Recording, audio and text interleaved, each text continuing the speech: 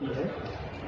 संगीत पर सत्यशील देशपांडे के निबंधों का एक संग्रह, गंगूबाई हंगल के आत्मवृत्तांत का हिंदी अनुवाद, मणिकौल के लेखों का हिंदी अनुवाद और गुलाम मोहम्मद शेख के कला संबंधी लेखों का अनुवाद। शशांक चंद जो गुजराती के कवि हैं, उनके लेखों का अनुवाद। तापस सेन ने आलोक छाया यानी लाइटिंग पर एक पूरी पुस्तक लिखी है, उसका हिंदी अनुवाद।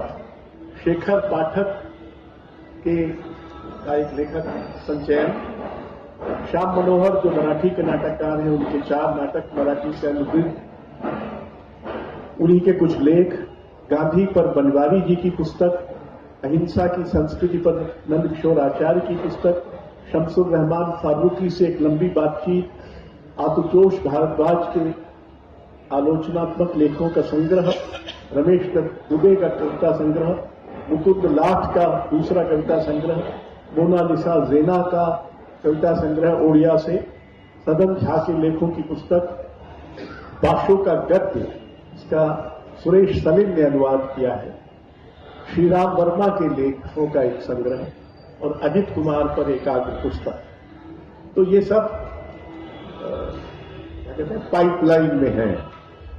बहरहाल अब हमारे 3 मित्र छोटे छोटे, पहले सादिक साहब दुर्भाग्य से उनकी पुस्तक नहीं आ पाई है, इसलिए उनको थोड़ी तकलीफ है, पर उन्होंने कोई तरीका निकाल दिया है।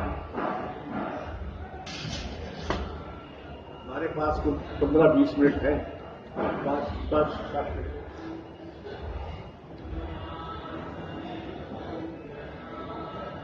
मिर्जा गालिब ने आज से 2 सदी पहले 2 महीने बनारस में कयाम किया था। वो अपने मुकदमे के सिलसिले में कलकत्ते जा रहे थे, तो 2 महीने वहां रुके थे। बनारस से इतने प्रभावित हुए वो कि उन्होंने एक लंबी कविता फारसी में लिखी और उसका नाम था चिराग दैर, यानी मंदिर का दिया। और ये कविता जो है, मैं समझता हूं कि बनारस पर लिखी गई कविताओं में सर्वश्रेष्ठ कविता मानी जा सकती है। इसका शुरू का हिस्सा मैं सुनाता हूं समय अभाव के कारण, और लास्ट के थोड़ा सा हिस्सा सुनाऊंगा।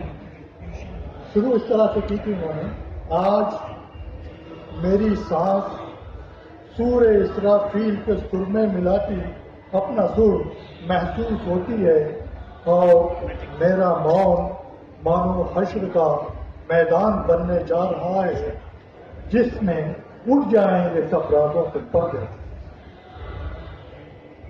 मैं हूं पत्थर की स्नायु, लेखनी से मेरी झड़ती हैं सदा चिंगारियां, तो मैं शरारे लिख रहा हूं।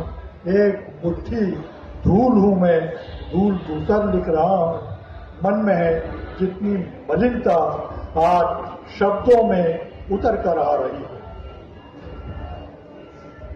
शोर से शिकवे शिकायत के मेरा दिल जोश में है, क्षुद्र से एक बुलबुले में कौन जाने इस समय सिमटा हुआ कितना बड़ा तूफान है, विद्रोह का अनुमान।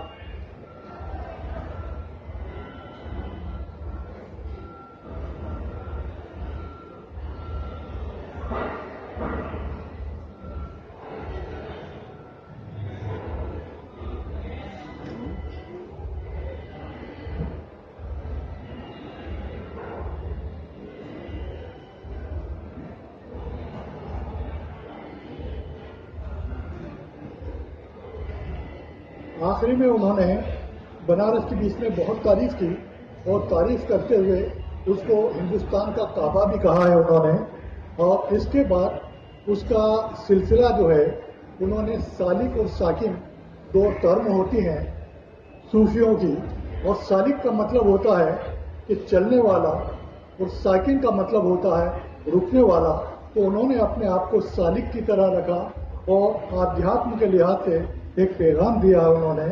और उसमें कहते हैं वो कि दिल को अपने मुश्किलों की आंच पर पिघला के तुम लोहू बना दो, व्यर्थ शंकाएं कभी दिल में न लाओ, विवेक और बुद्धि से जब कुछ काम ना निकले तो फिर दीवाने बन जाओ। दम में दम जब तक है, दम में दम